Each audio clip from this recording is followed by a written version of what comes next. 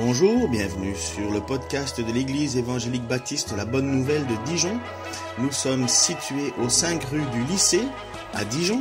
Vous pouvez trouver des informations sur notre Église sur le site internet www.la-bonne-nouvelle.org. Passez une excellente journée ou soirée. C'est toujours agréable de se retourner à partir de la demi. Il y a toujours plus de monde. Ça va bien? Ouais. Ça va? Vous êtes inquiets pour les élections? Vous avez tous rempli votre devoir civique? C'est une chance, hein? C'est une chance, même si parfois on a l'impression d'être manipulé. Ne vous inquiétez pas, vous avez les médias pour vous rassurer. Assurer nos cœurs devant Dieu. Assurer son cœur devant Dieu. Quand on est chrétien et qu'on connaît et qu'on s'approche de la divinité, la grandeur de Dieu et qu'on se rend compte à quel point Dieu est puissant, regardez l'univers, hein, amusez-vous un petit peu à regarder l'univers. Alors, ou bien vous répondez que tout ça est dû au hasard, alors vous dites que finalement le hasard est bien organisé. Et puis, ou bien vous regardez cet univers, cette immensité de l'univers, et puis vous comparez ça à la grandeur de Dieu. Et un passage dans Ésaïe nous dit que Dieu tient l'univers dans la paume de sa main. On se rend compte de la grandeur de Dieu. En même temps, lorsqu'on lit l'Écriture et que vous reprenez du début de la Bible jusqu'à la fin, on ne peut que plier le genou devant Dieu, parce qu'on se rend compte que ce Dieu n'est pas un Dieu de pacotille, c'est pas un Dieu qui ne tient pas le coupable pour innocent, c'est un Dieu de justice, c'est un Dieu de vérité, c'est un Dieu qui dit qu'il est l'exigeant, il ne tolère pas qu'on se tourne vers d'autres dieux, il ne tolère pas le péché, il va faire mourir des gens instantanément parce qu'ils ont touché le coffre de l'Alliance. On voit dans le Nouveau Testament des personnes qui meurent parce qu'elles ont menti au Saint-Esprit sur la valeur d'un bien qui a été vendu. Et là, quand on lit toutes ces choses, on est complètement perdu. Et finalement, certains non-croyants diront que ce Dieu, c'est un Dieu sanguinolent, un Dieu qui n'a pas d'amour et ainsi de suite, parce qu'ils ne voient que le côté dur de Dieu. Alors, on a besoin de rassurer nos cœurs, parce que, honnêtement, pourquoi Dieu nous aime? Pourquoi nous sommes là? Pourquoi nous faisons les choses? Est-ce que nous faisons par mérite ou parce que nous avons une vie transformée? Assurer nos cœurs devant Dieu, nous en avons besoin, surtout lorsque l'on connaît et reconnaît qui nous sommes vraiment. Lequel d'entre nous pourrait me jeter une pierre ce matin parce qu'il n'a jamais péché? Honnêtement, je peux me balader tranquillement dans toute la terre, sur toute la terre. Personne ne me jettera jamais une pierre parce que tout le monde a au moins péché. Et je relisais une prédication. Alors, si vous voulez vous amuser à voir ce qui s'est passé comme réveil dans les années 1800 et ainsi de suite, je relisais une prédication de Charles Spurgeon. Quelqu'un a déjà entendu parler de Charles Spurgeon? On l'appelait le prince des prédicateurs. Il était en Angleterre. Et je relisais une de ses prédications qui était quand même assez rock'n'roll, hein, et dont le titre en lui-même vaut la peine. Ça s'appelait « Solennel avertissement à ceux qui font profession de piété ». Et c'était dans les derniers messages de Charles Spurgeon, à la fin de sa vie terrestre. Et finalement, il était tellement fâché de voir dans l'Église des personnes qui avaient l'apparence de la sainteté, donnaient l'impression qu'ils étaient connus et reconnus et ils pouvaient placer des prières au bon endroit. Mais finalement, Charles connaissait ces personnes et il était outré. Et son dernier message, je peux vous assurer que il fallait avoir l'assurance de son salut. Parce que Charles Spurgeon amenait justement et se rendait compte que finalement, après ce mouvement de réveil, l'Église avait accepté et beaucoup de gens étaient venus et là-dedans, des personnes étaient venues profiter d'un certain statut social. Et vous pouvez trouver, chercher sur Internet, solennel avertissement à ceux qui font profession de piété. Et finalement, c'est tellement proche de l'étude que l'on a aujourd'hui. Quand je continue sur la première lettre de Jean à son Église, c'est exactement ça. C'est Jean qui écrit à l'Église parce que dans l'Église, apparemment, et certainement, il y a eu des personnes qui sont sauvées à côté de personnes qui font l'impression d'être sauvées, ne le sont pas, et même pire, ont des comportements qui ne sont pas bons. Vous savez, malheureusement, il est bien souvent bon d'être pécheur au milieu de l'Église. Pourquoi? Parce que l'Église ne condamne plus le péché vraiment. On dit « Oh, c'est pas grave, oh, c'est si ». Attention, l'Écriture dit que le péché, c'est grave. Il a fallu que Jésus-Christ meure à la croix pour régler le problème du péché. Et Jean est obligé d'écrire cette lettre parce que, et comme je vous ai dit, c'était le dernier apôtre qui était présent, qui était vivant. Il avait vécu jusqu'à 90 ans. Tous les autres apôtres sont morts. Mais lui était encore vivant et il écrit ces lettres parce qu'il se rend compte qu'il y a un problème. Et Jean va insister sur plusieurs points, mais il va en donner 3. C'est pour ça que j'ai appelé ça le trio du salut. Vous ne savez pas cette petite chose, mais au Québec, un trio, c'est quand vous allez au McDonald's et vous recevez un Coca, une frite et un hamburger. Vous appelez ça un menu ou je ne sais pas quoi. Lorsque vous allez au Québec et que vous dites « j'aimerais un menu », ils vous regardent en disant « il est là le menu ». Tandis que quand vous allez au Québec, vous devez demander un trio. Alors quand vous arrivez, vous êtes un peu touriste et ils vous disent « vous voulez un trio » et vous vous dites « mais un trio de quoi? Je ne suis pas venu ici pour chanter, je suis venu pour manger ». Mais un trio, c'est 3 choses qui vont ensemble. Alors on peut très bien se passer des frites ou du coca ou ainsi de suite, mais dans le salut, il y a 3 choses qui sont indissociables. Il y a 3 choses qui sont la preuve que nous sommes sauvés. Et si vous relisez la première épître de Jean, enfin la première lettre de Jean, vous allez clairement vous rendre compte que ces choses sont indissociables. Il s'agit de, vous vous souvenez de mémoire? La première chose qu'il faut, la première chose qui plaît à Dieu. Si on n'a pas cela, on ne peut pas plaire à Dieu. Hébreu, qui a ça? La foi. La première chose, la foi. C'est quoi la foi? Mais la foi, c'est de croire et d'avoir la certitude que ce que Jésus dit être, il l'est. Ce que Jésus promet, il le fait. La foi, c'est avoir la certitude des choses qu'on ne voit pas. Ce n'est pas simplement avoir la foi en disant « oui, j'ai foi ». Tout. Non, c'est avoir une confiance que l'on met en quelqu'un. Si vous dites à votre enfant « j'ai foi en toi », ce n'est pas une petite phrase comme ça qu'on place parce que ça fait bien, c'est « j'ai confiance en toi ». Mais c'est exactement pour Jésus-Christ. La première chose, ce que Jean dit, pour être sauvé, il faut avoir confiance dans ce qu'il dit, Jésus de lui, et qui est vrai. Et que Jésus est le Messie. Le Messie, ça veut dire le oint, le choisi par Dieu. Nous, on dit Jésus-Christ comme si le prénom c'était Jésus et le nom de famille c'était Christ. Non, nous devrions dire honnêtement Jésus le Christ. Christ vient de oint, veut dire le choisi. Jésus, c'était un nom commun. Allez en Espagne, quand vous allez demander comment tu t'appelles, il va dire « je m'appelle Jesus ». N'est-ce pas? Jesus, oh pardon. Mon espagnol faiblit depuis qu'ils sont à l'euro, ça coûte trop cher d'y aller, alors j'y vais plus. Quand j'étais jeune, c'était des pesetas et c'était la fiesta, mais voilà, j'y vais plus. En bref, ça c'est bref, ça n'a rien à voir avec la prédication. Mais donc, Jesus, c'était un nom commun. Mais le Christ, le oint, ça c'était l'unique, un seul. Et la foi, elle doit partir par là. La deuxième chose qu'il faut dans l'Église, c'est quoi? Enfin, non, pas dans l'Église. La deuxième chose qu'il faut pour être certain d'avoir son salut. Si vous ne le dites pas, ça veut dire que vous n'avez pas écouté à toutes mes prédications en avant, ce qui veut dire que vous êtes capable de dormir les yeux ouverts. C'est très... Ouais. Autre choix. C'est pas mauvais, mais c'est pas ça. L'amour. L'amour. Mais l'espérance, c'est pas mauvais. Ça va dans la foi aussi, hein, bien entendu. Mais l'amour. S'il n'y a pas l'amour, mais il n'y a pas de vie chrétienne. C'est ce qu'il dit. Enfin, je vais vous montrer les passages tout de suite. Et alors, la troisième chose qu'il faut, et ce qui est peut-être le plus difficile, l'obéissance. Exactement. 3 choses qui doivent demeurer essentielles pour avoir la certitude de son salut. C'est ce que j'appelle le trio du salut. Nous, protestants, là, on aime bien dire « oui, on est sauvés par la foi seule ». Comme si la foi, ça n'avait pas une conséquence dans nos vies. Comme si la foi, ça n'avait pas un objectif, une transformation en nous.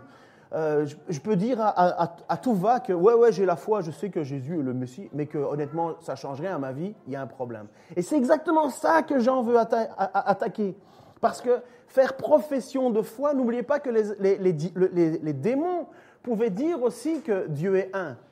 Il n'y avait pas de problème pour les démons de savoir que Dieu existait. Ils connaissaient même la messianité de Jésus. Ils savaient cela. Mais à mon avis, le sort d'un démon n'est pas terrible. Pour la fin, en tout cas.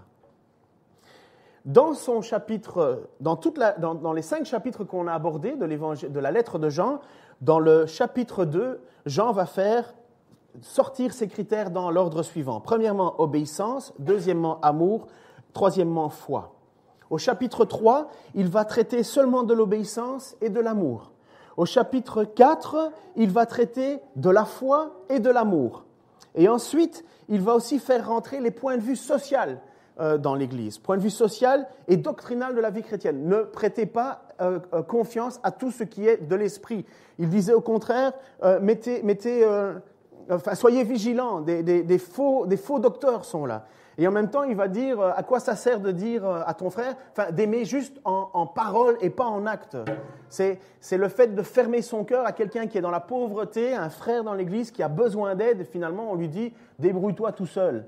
Et là, Jean va dire, mais non, ça c'est on ne peut pas dire cela. On ne peut pas fermer son cœur à un frère qui est dans la souffrance. Ce n'est pas possible, ce n'est pas l'amour que Dieu veut.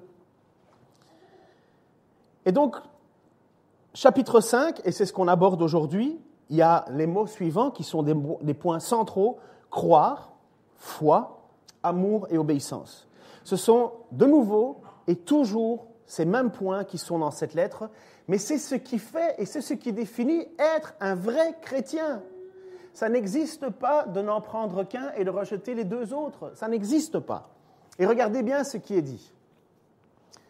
Celui qui croit que Jésus est le Christ est né de Dieu. Et celui qui aime le Père, qui fait naître à la vie, aime aussi les enfants nés de lui. Les frères, ça. Je n'ai pas le choix de ne pas t'aimer puisque Dieu t'a aimé. Voici comment nous savons que nous aimons les enfants de Dieu. C'est lorsque nous aimons Dieu lui-même et que nous obéissons à ses commandements. Car aimer Dieu, c'est accomplir ses commandements. Ceux-ci d'ailleurs ne sont pas pénibles, car tout ce qui est né de Dieu triomphe du monde, et la victoire qui triomphe du monde, c'est notre foi. Oui, en effet, qui en effet triomphe du monde? Celui-là seul qui croit que Jésus est Fils de Dieu. L'assurance dépend de 3 critères, on va les montrer. Tu peux mettre... Premièrement, l'obéissance. Regardez ce qui était dit dans l'Évangile, dans la première lettre, chapitre 2, versets 3 et 4. Voici comment nous savons que nous connaissons le Christ. C'est parce que nous obéissons à ses commandements. Si quelqu'un dit « je le connais » sans obéir à ses commandements, c'est un menteur. La vérité n'est pas en lui. Dire qu'on est chrétien et qu'on n'obéit pas à la parole de Dieu, selon Jean, tu n'es pas chrétien. Si c'est selon Jean, ça doit être selon l'Église, parce qu'il n'y a pas d'autre message. Et combien de fois on ne se retrouve pas dans ces situations où tu as des personnes qui disent qu'ils sont chrétiens, et puis tu regardes un tout petit peu, tu lèves le voile sur leur vie, et tu te dis, mais non, arrête de t'illusionner. C'est dur, hein, attention, c'est dur ce que je dis. Parce que honnêtement, tout le monde est pécheur. On va revoir un petit peu plus tard qu'il y a quand même la grâce et Dieu voit nos cœurs et sonde nos cœurs et sait si oui ou non nous sommes des gens de mensonges ou des gens de vérité qui quand même tombons dans le péché, péchons quand même assez régulièrement, demandons pardon, mais la grâce de Dieu est là. Mais si nous ne voulons pas obéir au commandement de Dieu, si nous ne voulons pas faire cela, Jean est clair, hein? C'est pas moi qui l'ai choisi, c'est lui qui l'a dit. C'est un menteur, la vérité n'habite pas en lui. Malheureusement, dans notre société où on devient de plus en plus contestataire de tout, l'obéissance est quelque chose qui est attaqué fortement. On considère que oui, on est juste sauvé par la grâce et la foi seule, donc forcément l'obéissance, plus besoin. Ce n'est pas ce que Jean nous dit, et je crois que c'est clairement une dérive que nous avons eue dans l'Église en général. Nous croyons que l'obéissance, et parce qu'il y a eu de l'exagération, parce que nous avons utilisé et mis en avant seulement l'obéissance et pas le reste, eh ben, on a laissé tomber l'obéissance en disant « ouais, mais on est sauvé par grâce ». Et aujourd'hui, moi, j'ai l'impression que l'obéissance ne fait plus partie des choses importantes dans la vie des chrétiens. L'amour. L'amour. Celui qui prétend être dans la lumière, tout en détestant son frère, est encore dans les ténèbres. Vous voyez le deuxième critère? Premier critère, l'obéissance. Deuxième critère, l'amour. Comment est-ce qu'on peut dire qu'on aime Dieu, qu'on ne voit pas et qu'on n'aime pas son frère que l'on voit? Quand Jean utilise ça, il dit, mais si tu vois un frère, ça veut dire que Dieu est intervenu dans sa vie, que Dieu l'a changé, que Dieu l'a sauvé. Et tu dis que tu aimes Dieu, que tu ne vois pas, mais le frère dont tu vois l'intervention de Dieu dans sa vie, tu ne l'aimes pas? menteur. Boum, de nouveau. Vous voyez le critère, de nouveau, ça nous rentre dedans. Parce que de vous à moi, il y a des moments où je dois faire des efforts avec certains frères. Pas vous? Peut-être certains, vous devez faire des efforts avec moi. Mais on n'aime pas parfaitement. On est incapable d'aimer parfaitement. Mais nous n'avons pas le choix. Alors, ce n'est pas qu'on va se faire des guilis-guilis toute la journée, hein, ce n'est pas ça. Hein. S'aimer, c'est déjà ne pas vouloir le mal. C'est rendre le bien pour le mal. C'est éviter de commencer à parler sur le dos des gens, de faire des commérages, de dire des choses qui ne sont pas vraies. L'amour, c'est empêcher le mal d'avancer. Et la troisième chose essentielle, la foi. Alors, qui est menteur? C'est celui, donc c'est Jean chapitre 2, 22, 23, c'est celui qui nie que Jésus est le Christ. Donc, le menteur, c'est celui qui nie que Jésus est le choisi par Dieu. Ce n'est pas lui, c'est un autre. Ce n'est pas le Messie, ce n'est pas le bon. Car l'antichrist, c'est celui qui refuse de reconnaître le Père et le Fils. Boum, celui qui nie que Jésus est le Messie, c'est un antichrist. Et c'est normal, il est contre le oint. Tout homme qui nie que Jésus est le Fils de Dieu ne connaît pas non plus le Père. Ah, ça, honnêtement, Jean, il va fort. Hein? Et honnêtement, y a-t-il d'autres noms sur la terre qui nous a été donné? Quand Jésus dit qu'il est le seul chemin, la vérité et la vie, eh bien, il dit, si vous prenez un autre chemin, c'est le chemin du diable. C'est le chemin de la perdition, c'est le chemin du mensonge. Aujourd'hui, dans notre société, on n'ose plus dire des choses avec autant de force. Notre société nous a fait croire que dans la philosophie, dans la manière dont elle bouge notre façon de penser, elle nous dit que la vérité est multiple. Tu as ta vérité, il a sa vérité, et finalement, en fait, en disant ça, on discrédite toute personne, ou on a peur de toute personne qui dirait « Non, ça c'est le chemin ». Et alors on les traite de quoi? D'extrémistes, de radicaux, de ci, de là, et on prend tout dans un même sac, et on met dans le sac, et on dit « Ça c'est des méchants ». Ils croient qu'une seule chose. Non, il faut croire tout. Tout est son contraire. Eh bien oui. Eh bien oui, il n'y a pas d'autre solution. La foi, ça amène toujours, écoutez-moi bien, je le répète, toujours la persécution. On sera toujours persécuté parce que nous reconnaissons Jésus comme étant le seul chemin, la seule vérité. Nous, on aimerait bien que tout le monde nous aime parce qu'on sait qu'on n'est pas des méchants. Mais parce qu'on dit qu'il n'y a qu'un seul chemin, on est des méchants. Et on est persécuté. Et on est pris pour des fous. Alors on essaye de parler que de certains sujets dans la Bible et pas d'autres. L'obéissance sans la foi, c'est nul. La foi sans l'amour, c'est nul. L'amour sans la foi et l'obéissance, c'est nul. Il faut toujours ces trois critères pour vivre la vie chrétienne. Il y a toujours ces trois critères qui doivent être là. Il y a des moments où vous pouvez manquer de foi. Ça arrive, ça? Peut-être pas à vous, mais moi, il y a des moments où je doute. Surtout quand les choses vont très mal. Seigneur, pourquoi? Et finalement, tu te dis, mais est-ce que je ne m'invente pas une histoire? Est-ce que je ne suis pas pris dans une espèce de psychose, d'une hallucination collective? Et finalement, est-ce que je ne suis pas simplement en train de m'encourager moi-même dans mon petit microcosme? Et finalement, je crois que ce que croient les autres, et finalement, on bêle ensemble en se chantant des chansons et en s'auto... convaincant, c'est ça? On peut dire ça? Comment? Voilà, en s'auto-persuadant. Et finalement, on existe parce qu'on croit la même chose, mais que ça soit vrai ou faux, peu importe, on est là, on croit. Mais non, moi j'écoute des témoignages dans ces moments-là. J'écoute des témoignages d'intervention de Dieu dans des vies, où honnêtement, il n'y avait aucune raison pour que ces personnes arrivent à Dieu. Et Dieu les transforme. Et puis après ça, comment est-ce que je sais que c'est vrai? Comment est-ce que je sais que c'est vrai que finalement Dieu est vraiment là et comment se fait que c'est pas juste... Mais parce que les gens après ça, ils proclament Christ dans des moments, dans des lieux, de des manières où ils devraient mieux se taire, et ben non, ils proclament. Et ça s'appelle la souffrance. Et ces gens sont prêts à souffrir au milieu de leur communauté, au milieu de leur famille. Ils sont prêts à recevoir des coups parce qu'ils ont découvert que Jésus est le Messie. Ils le croient plus que tout. Ils sont prêts à donner leur vie pour ça. C'est exactement ce que l'apôtre Paul dit pour justifier son ministère face à ces gens de Corinthe qui, eux, sont des superstars des dons spirituels. Ils ont tout vu, tout lu, tout su. Et finalement, l'apôtre Paul lui dit, vous régnez déjà. Vous êtes déjà en train de régner dans les cieux parce que vous êtes magnifiques. Eh bien, il dit, moi, mon apostolat, la preuve de mon apostolat, c'est la souffrance que j'endure chaque jour pour le ministère. La preuve que Christ et que je me suis accroché à Christ et que Christ est rentré en moi et que je vis maintenant pour lui, c'est que je suis prêt à passer par toutes les souffrances parce que peu importe la vie ou la mort, ce que je désire, c'est d'être un serviteur de Christ. Voilà ce que dit Paul. Et puis, comment est-ce que je peux être certain aussi quand je vois un vrai chrétien? Mais c'est parce que cette personne, elle est transformée. Elle est transformée. L'amour est présent dans sa vie. Honnêtement, ça ne peut pas exister, un chrétien ronchon. Il y a quelque chose qui ne marche pas, là. Un chrétien qui est raciste, ça ne marche pas. Un chrétien égoïste, ça ne marche pas.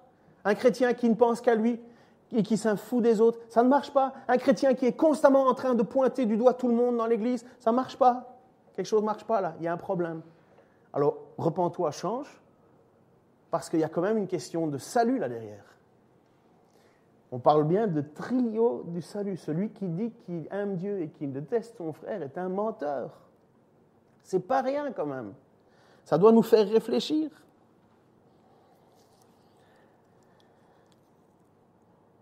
Nous avons tendance, comme je l'ai dit là tout à l'heure, nous les protestants, ça va jusqu'à présent? Je sais que ça plombe un peu l'atmosphère, mais vous inquiétez pas, ça va être pire après le résultat des élections. Nous avons trop tendance, nous les protestants, à ne mettre et à ne croire qu'il suffit juste de la foi pour être sauvé. On a trop pris ça de façon exclusive. C'est beau, hein? Que faut-il pour être sauvé? La foi. Oui, il faut la foi, mais pas seulement. Parce que la foi n'est pas seule. La foi n'est pas seule. La foi produit un fruit. La foi change une vie. Et la foi sans l'obéissance, ce n'est pas la foi. Ce n'est pas la foi. La foi, à la fois, elle nous fait croire que Jésus est le Messie, donc on obéit à ce que dit le Messie. Et la deuxième chose, c'est que nous voulons ressembler à ce Messie. Donc forcément, nous sommes transformés à l'intérieur. Je vais oser dire cela, et ça ne me dérange absolument pas de le dire, même si c'est complètement à contre-courant de ce que dit l'Église en général. Il y a des personnes que je rencontre et je sais qu'ils ne sont pas sauvés. Ah, pourquoi tu dis ça? Honnêtement, je ne parierais pas un copec sur leur salut. Ils ont l'apparence d'être sauvés. Ils ont les mots pour être sauvés. Mais il manque un des 3 critères. Et en même temps, il y en a certains, je marche à côté d'eux, je les vois vivre, ils n'ont pas une vie parfaite, ils n'aiment pas parfaitement, ils ont des doutes à certains moments, mais j'ai aucun doute qu'ils sont sauvés. Aucun doute. Parce que ce n'est pas la perfection qui nous est demandée. Personne ne peut aimer parfaitement. Tous les hommes mariés disent « Non, aïe aïe. Aïe aïe. » Personne ne peut aimer parfaitement, c'est impossible. Seul Christ, il fallait que seul Christ soit capable d'aimer parfaitement. Mais ça ne nous excuse pas de devoir faire des efforts. La foi, qui a déjà déplacé une montagne ici récemment? Moi, hier, mais il m'a fallu une pelle et une pioche. Et c'était un tout petit talus. Mais par la foi, j'aurais pu rester des heures et des heures, ça n'aurait pas bougé. Incapable d'avoir cette foi aussi parfaite que Christ l'a. Même si c'est mon désir le plus... Il y a des gens qui viennent chez moi et disent « Ouais, tu pries, les gens ne sont pas guéris. » Ben ouais, désolé, hein, c'est pas de ma faute. Ils pensent que forcément, moi, je suis ou les responsables, ou ils courent derrière les gens qui ont, soi-disant, cette foi qui... Moi, je dis, ça existe. Amen. Mais je ne suis pas parfait, vous n'êtes pas parfait. Et quand on prie, on a bien souvent des moments où on se rend compte de notre petitesse. Et obéir. Obéir. Ah, j'avais déjà du mal à obéir à mes parents à partir de 3 ans. Ça, c'est l'âge plus ou moins que je me souviens. Et après ça, là, ça n'a pas été mieux. Hein. Ça n'a pas été en s'améliorant. Pour vous peut-être, je ne sais pas. Et au plus je vieillis, au plus je me rends compte que je suis têtu. Pas vous, hein? Moi c'est sûr. Hein? Donc je sais qu'au fond de moi-même, avec toute l'expérience, je sais que je n'ai jamais pu aimer parfaitement, obéir parfaitement, avoir la foi parfaite. Mais vous savez quoi? J'ai l'assurance de mon salut. Parce que ça ne me laisse pas indifférent. Ça ne me laisse pas indifférent de ne pas avoir assez de foi. Ça ne me laisse pas indifférent de ne pas aimer suffisamment. Ça ne me laisse pas indifférent de ne pas obéir. Je suis mal. Je suis mal quand je n'obéis pas. Je suis mal quand je n'ai pas la foi suffisante. Au fond de moi, j'ai attristé qui? Le Saint-Esprit. Parce que c'est le Saint-Esprit qui fait sa demeure en nous et c'est le Saint-Esprit qui fait que nous sommes enfants de Dieu. On n'a pas d'autre solution et le Saint-Esprit, qui le dirige? Un vieil homme a demandé à Jésus, mais comment faut-il faire pour naître de nouveau? Et Jésus a dit, c'est impossible aux hommes. Mais à Dieu, tout est possible. Le Saint-Esprit, tu ne sais ni d'où il vient, ni où il va, mais tu en vois les effets. Eh bien, ça, c'est la vie du chrétien. On en voit les effets. C'est ça que Jean dit, on voit les effets. Et les effets d'une vie, c'est une vie qui veut obéir, c'est une vie qui veut aimer, et c'est une vie qui accroche et qui place tout son espoir en Jésus-Christ par la foi. Ça, c'est des vrais chrétiens. À un certain moment dans le texte, il nous dit, ça va, je ne vous ai pas trop perdu là?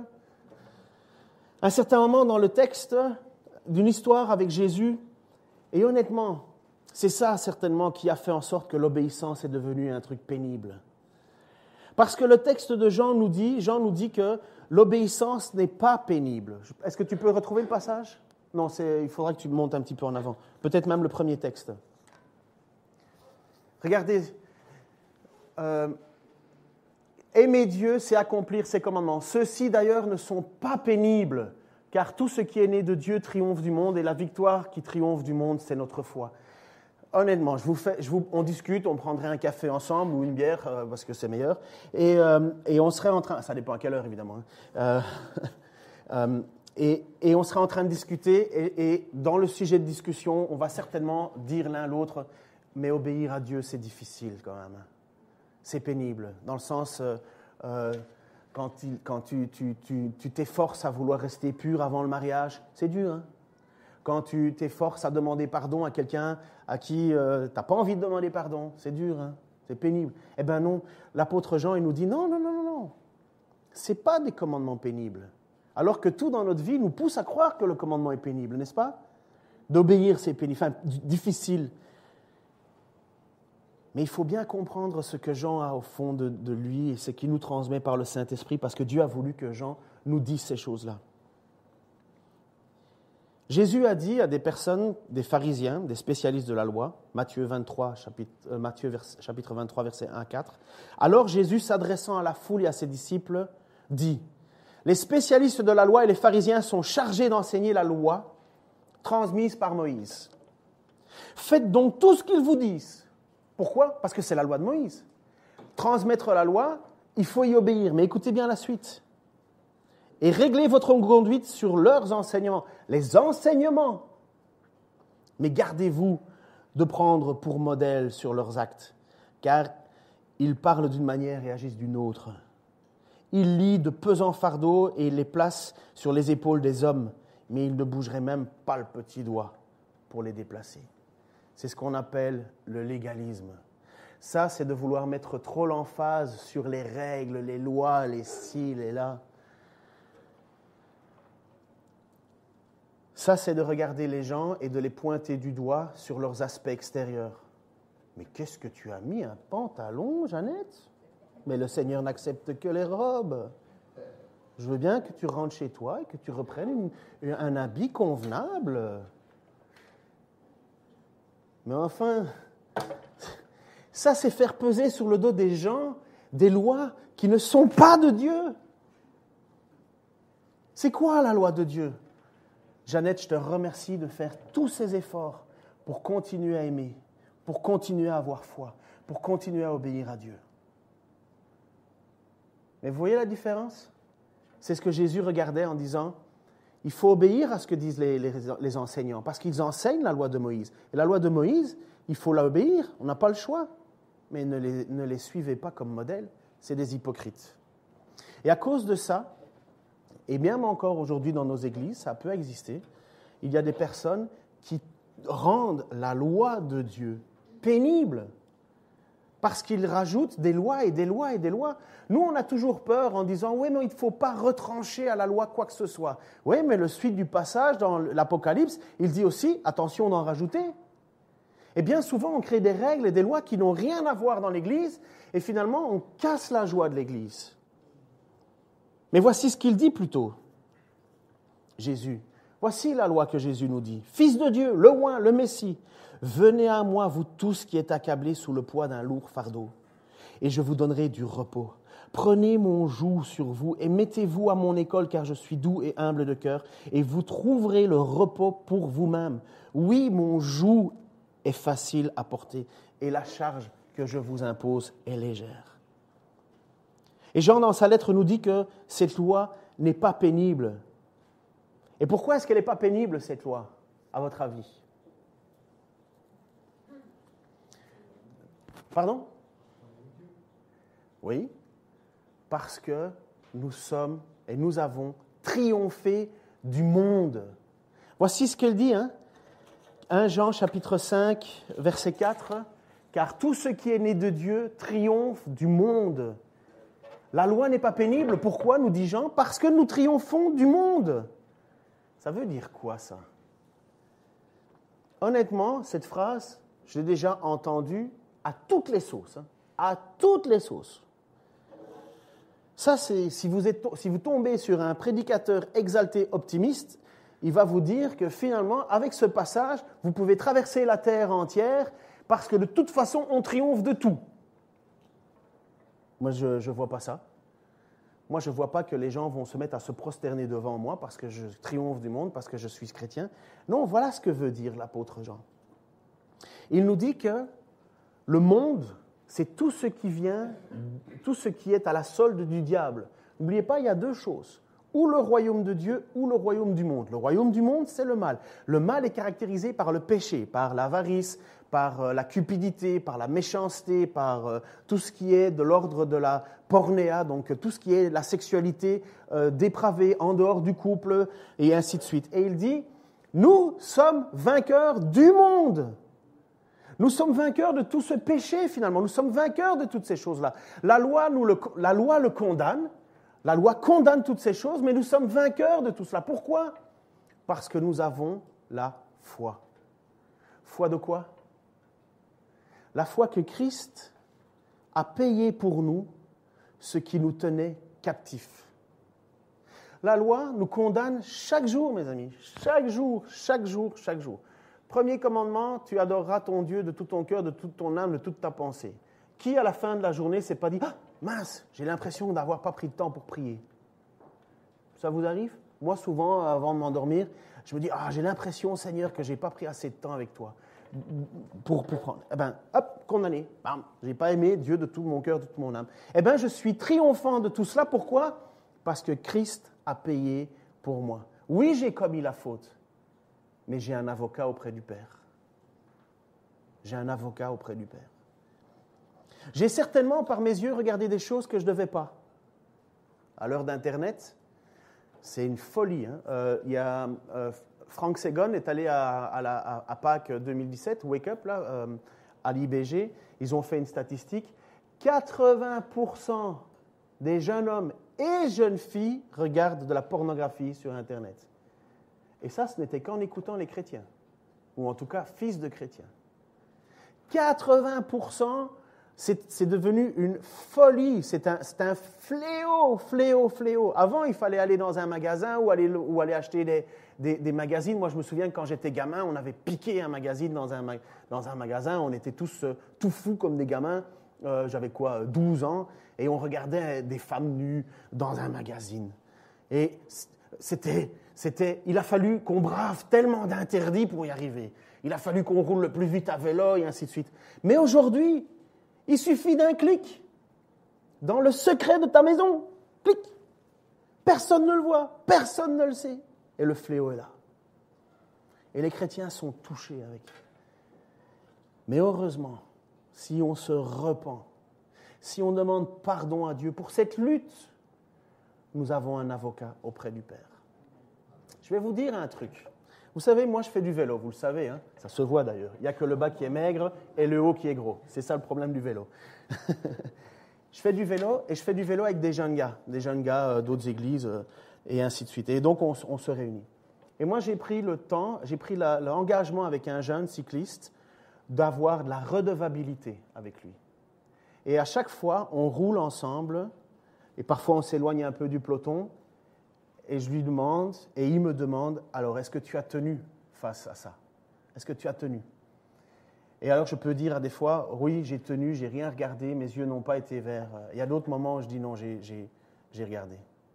Parce que je fais partie, hein, comme nous tous, de ces gens qui sont constamment dans la tentation. Mais c'est parce que nous péchons que nous devons demander pardon. C'est encore pire lorsqu'on veut cacher ces choses-là. Je ne dis pas qu'il faut les publier à tout le monde, mais il faut qu'on ait quelqu'un à qui on peut demander pardon devant Dieu. Et nous pouvons avoir l'assurance que Dieu nous pardonne. Mais si nous faisons les hypocrites, en vivant un péché caché et en ne disant jamais rien à tout le monde parce qu'on veut se voiler la face et parce qu'on veut paraître beau devant les gens, on a un problème avec Dieu. Jacques nous dit, confessez vos péchés les uns aux autres.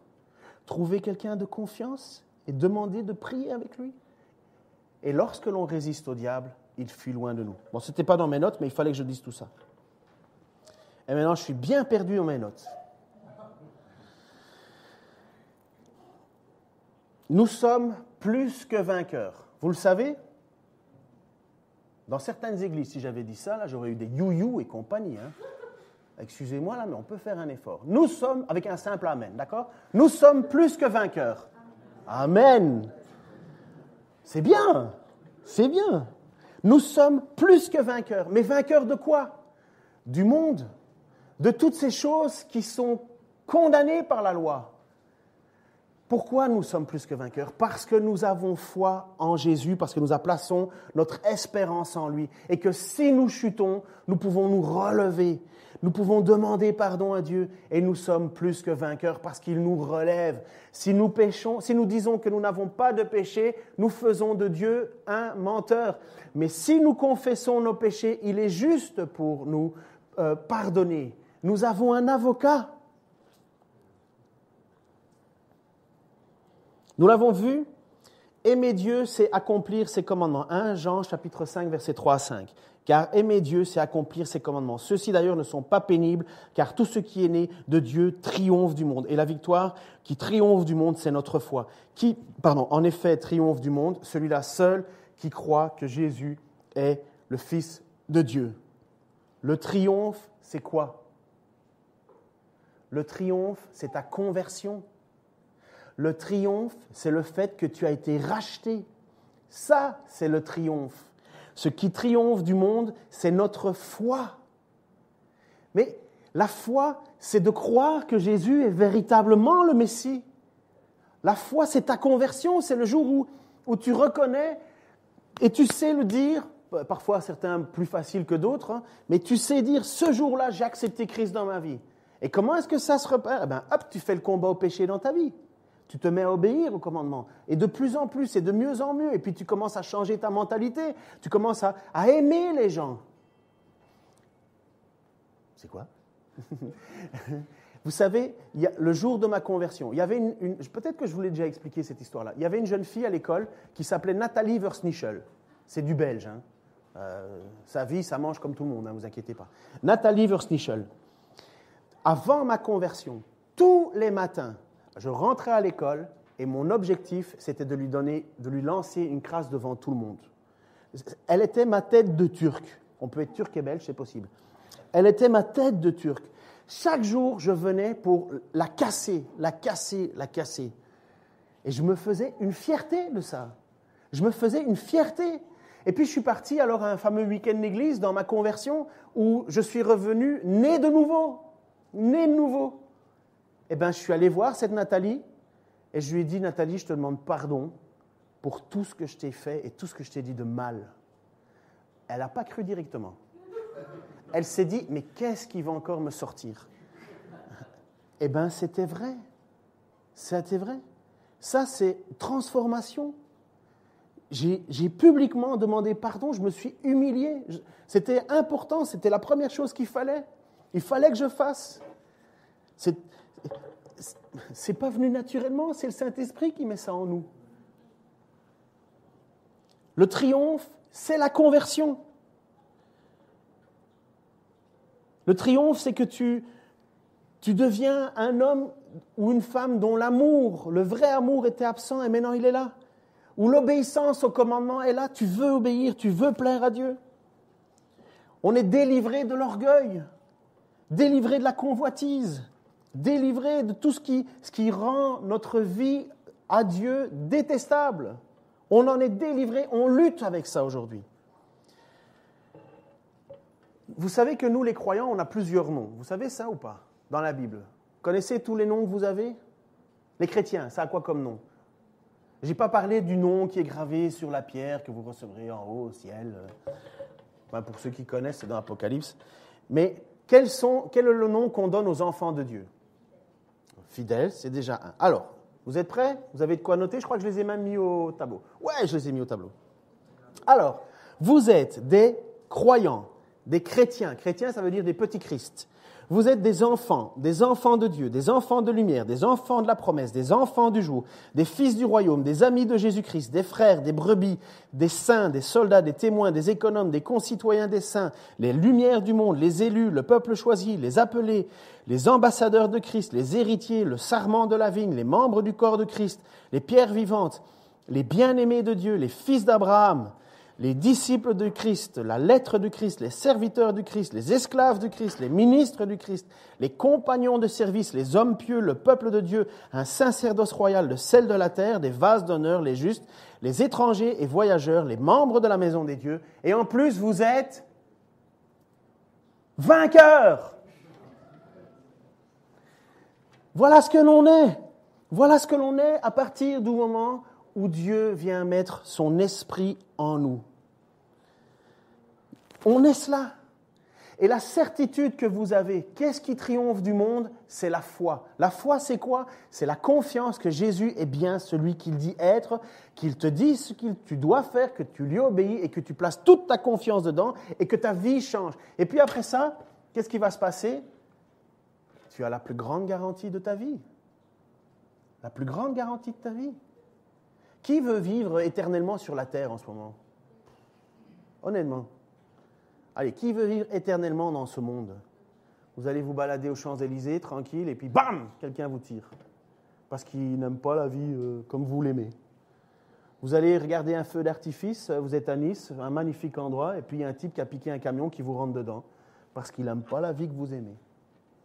Qui veut vivre éternellement sur cette terre? Notre espoir n'est pas sur cette terre, n'oubliez jamais cela. Hein. Notre espoir n'est pas sur cette terre. Notre espoir est au ciel avec Dieu.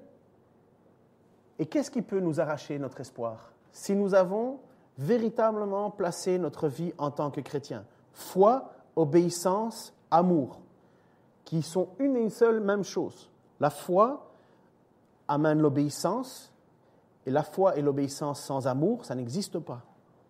Alors, comme dit Romains chapitre 8, versets 33-39, qui accusera encore les élus de Dieu? Dieu lui-même les déclare justes.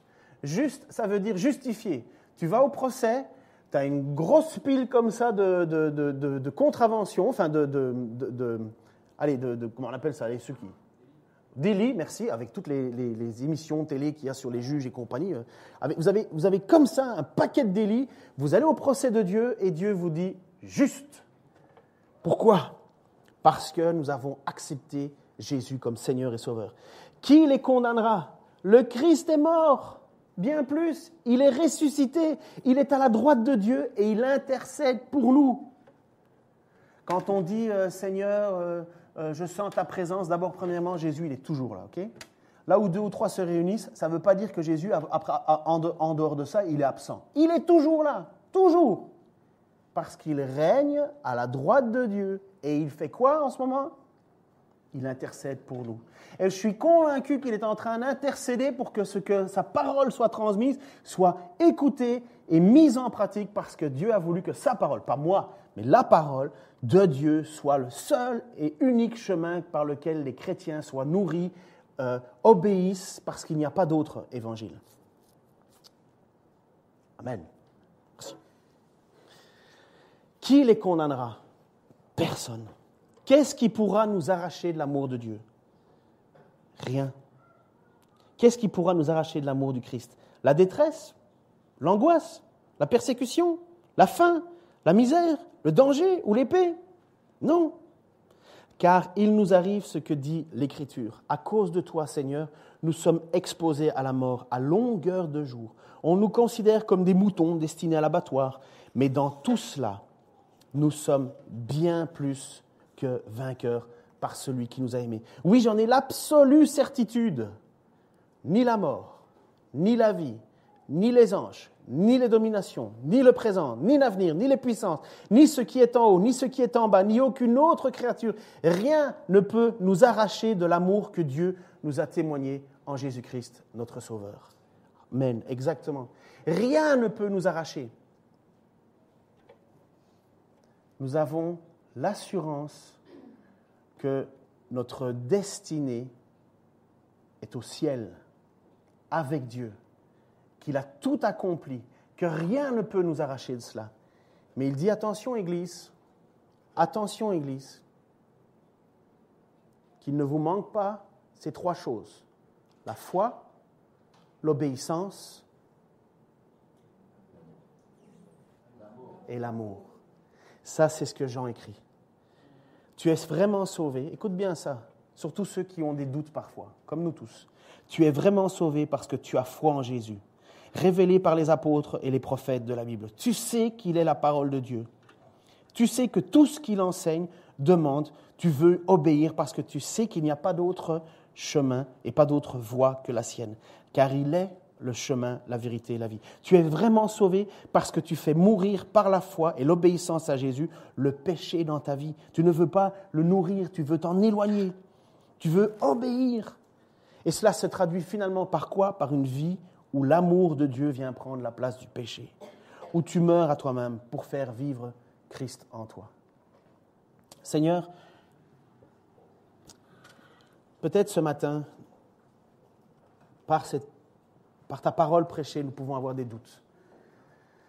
Seigneur, et au plus on regarde à toi, au plus on regarde à ta sainteté, au plus on regarde à qui tu es, Seigneur, eh bien, notre vie ne fait que révéler ce qui nous manque. Mais Seigneur, tu nous dis clairement que si nous nous abaissons devant toi, tu nous relèves. Seigneur, je te prie de tout cœur que dans cette Église, Seigneur, nous ayons la volonté de confesser nos fautes, nos péchés, nos manquements, nos besoins. Que nous ne vivions pas dans une fausse assurance, Seigneur, qui ne te plaît pas, mais dans une totale dépendance à toi qui nous assure tout. Seigneur Jésus, je te prie vraiment pour ce réveil de l'Esprit en nous. Pour ce réveil, Seigneur, qui transformera nos vies dans un amour qui vient de toi, dans une obéissance qui vient de toi, dans une foi qui vient de toi. Seigneur, je te prie que dans cette Église et dans les autres, bien sûr, le mot « plus que vainqueur » reprenne vraiment sa place. Plus que vainqueur du péché, plus du vainqueur que ce qui ne te plaît pas. Seigneur, je te prie pour que tu viennes aider ceux qui ont des moments de tristesse en ce moment, des moments de doute, des moments de chagrin. Seigneur, je voudrais que tu leur donnes cette certitude que ton sang a coulé et que tu ne nous abandonnes pas. Je te prie, Seigneur, pour ceux qui luttent avec un péché en ce moment et qui considèrent que ce n'est pas grave. Seigneur, par ton Saint-Esprit, convainc-les. Tu nous as dit clairement, Seigneur, que le chrétien ne pêche pas. Seigneur, et nos vies nous prouvent que nous le faisons, mais que l'on ne considère jamais ça comme normal. Je te prie, Seigneur, pour que dans cette Église aussi, nous puissions vivre cet amour qui vient de toi. Seigneur, oh oui, il y aura des moments où je ne serai pas aimable moi-même, Seigneur, où j'aurais dit des choses de tort et de travers, Seigneur, j'aurais même blessé. Mais je te prie que dans le cœur de chacun et dans le mien en premier, la première chose qui nous vienne à l'esprit, ce n'est pas de nous justifier, c'est de demander pardon. et c'est de pardonner. Seigneur, comment pourrions-nous demander ton pardon alors que nous péchons constamment et que nous ne voudrions pas pardonner quelqu'un qui a péché contre nous, un frère, une sœur? Seigneur, aide-nous parce que ça, c'est certainement la chose la plus difficile dans notre société où nous sommes tous des petits rois et nous croyons tous avoir raison. Seigneur, je te prie que nous apprenons ce chemin simple, efficace, de nous humilier devant toi, afin que toi tu nous élèves et que nous ne nous élevions pas nous-mêmes. Qui sommes-nous devant toi, Seigneur Dieu? Des pécheurs rachetés par le sang de Jésus. Dans le nom de Jésus-Christ. Amen. Merci.